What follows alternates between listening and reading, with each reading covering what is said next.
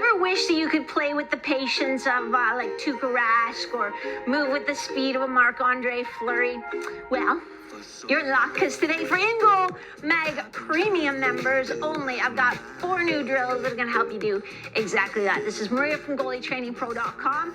We get to wear our hockey socks and knee pads for some of these. We're going to use a slide board for some, and just plain old Mother Earth for others.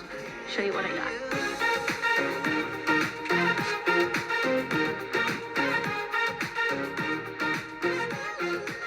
So by the end of this video, you're going to be saying, oh, why didn't I think of that? Because this is a super simple technique or idea that pro goalies use to help them, beat that cross-seam pass, to play with more patience. And by the end of this video, you're going to have 4 ways to work on it as well. And the key to playing with patience is power. And today we're going to talk about a very specific kind of power, which is outer range power. So instead of bringing your foot, right up underneath you to get a big push this way, which takes time, right? It takes time to bring your leg up. There's a big hole right here. There's a hole, and it also takes time for me to close that hole. Well, we're going to talk today about outer range power, which is this idea of just, boom, getting that quick, powerful push without having to load all the way up. When I think about it, I think in terms of a boxer. The boxers don't come out throwing haymakers. They come out with a lot of jabs and have that haymaker for when they need it. So we're working on jabbing today. Before you start worrying at all about power, you have to have mobility, which is a combination of strength and flexibility. So control through your whole range of motion. Then the next thing we want to build is strength, because strength is sort of improving our strength, our specific strength is the easiest way to improve overall power. Once we have those building blocks in place, then we can add in things like this.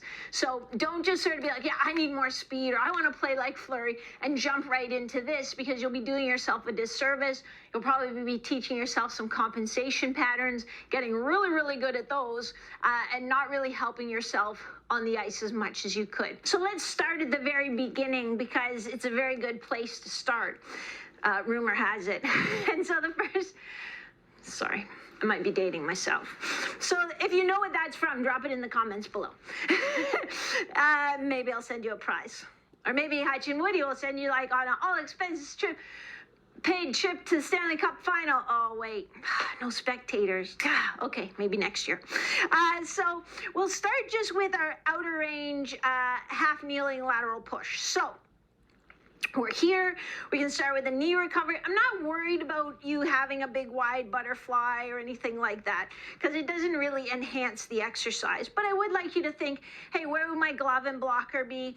When I do this at home, a lot of times I hold my stick as well, because I just love to lift my stick up off the ice whenever I go anywhere for some reason. So I'll just grab my stick and I'll hold it so that I, can pay attention to keeping it flat and kind of leading with the stick and knowing what's going on.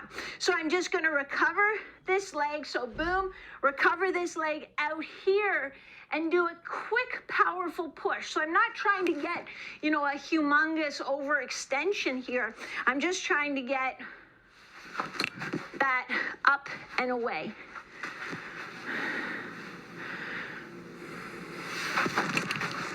And not really a hesitation of picking up my foot.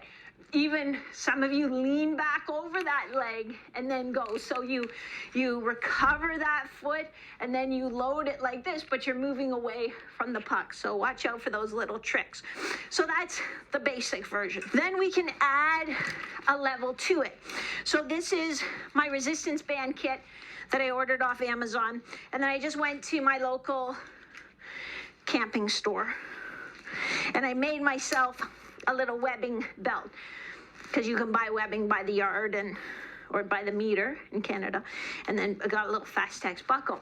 So then I can do the same thing here, just with a little bit of lateral resistance. So now I have a little more something to push against. Boom, boom. That time I think I came up a little too high. So same Same idea. Then, what's next, Maria? Pray tell, what's next? Well, I'm glad you asked, because next, we're going to do it with a rotary stabilization. So I'm actually going to go down in resistance on this one, because when I do rotary stabilization, I'm going to try and keep my hands right out in front of me as I do this lateral hop. I don't want to break this way. So I'm here, and I'm just going to stabilize. So I'm not going to lead with my hands or my head. I'm just going to come up, boom, push lateral, back down. Come up, push lateral, back down. And I'm trying to keep this in front of me as best I can. The last one is going to be a rotation with my hands leading. So I'm going to lead and then push. And the hands tell all, because if my hands come back, means I'm doing what I said last time. I'm counter rotating.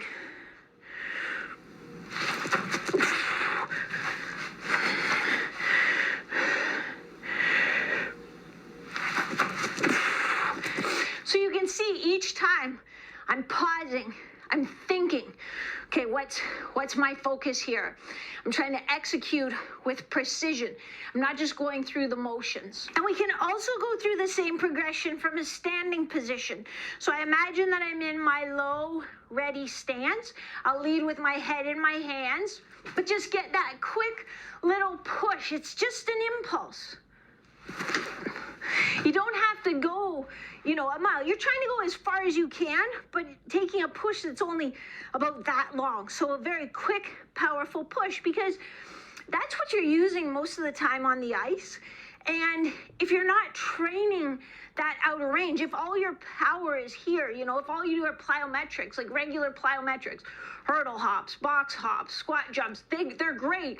They have their place, and that's how you're going to lay your foundation. But once you've gotten to a point, then we need even your lateral hops and your lateral bounds. Then we need to work on targeting specifically this outer range. So we've done it standing. Now we can go through the exact same progression. We'll do it standing with lateral resistance. So I'll clip in, get in my low ready stance, staying low, quick, powerful push. From there, I'll go to rotary stabilization. So holding this straight in front of me, I'm not going to rotate with it. So holding it straight in front of me, getting that little push. Keeping my abdominals strong, not flexing them as hard as I can, but just strong enough so that I'm not wiggling around. And then the last version, rotating, leading with my hands again. To work on that habit. Quick, powerful pushes. So before we go on to the next progression, which is going to be a fun one, the volume stays low. It's deliberate practice. It's a quick, powerful push without any wasted movements. 4 to 6 repetitions of each with rest in between. So that usually a lot of times when I design programs, that's where I'll put some puck handling practice or some hand-eye work. So we get good recovery, so that we get good quality. If you're not getting good quality, if you're not moving explosively, then you're really not training power. So this is my slide board setup. It's a big hunk of puck board. It cost me less than $100. I did a whole video on, how I got it or what I did with it. It's pretty simple, but you can find that over on my YouTube channel, which is just Goalie Training Pro TV if you're super interested. But we're going to work on these outer range pushes. So I have my goalie knee pads on and my hockey socks over top. I'm not wearing my booties because I'm going to push on the outside of the board. So I'm pushing just on the turf as I do this. So I'm here. I'm just getting a quick outer range push.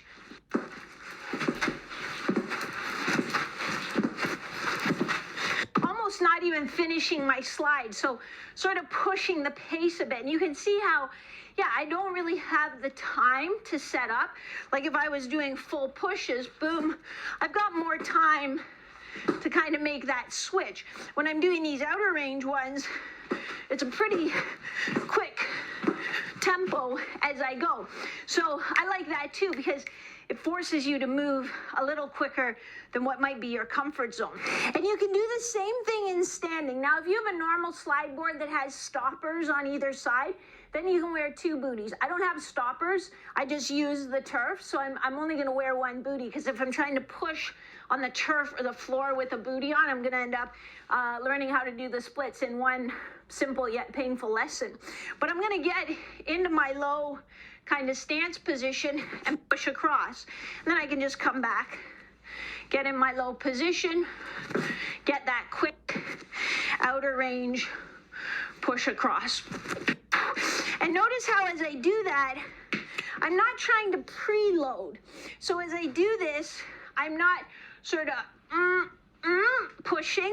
I'm low, I'm ready, I'm just turning and pushing right away. So for either of these ones, either half kneeling outer range or standing outer range lateral push, we're trying to work power.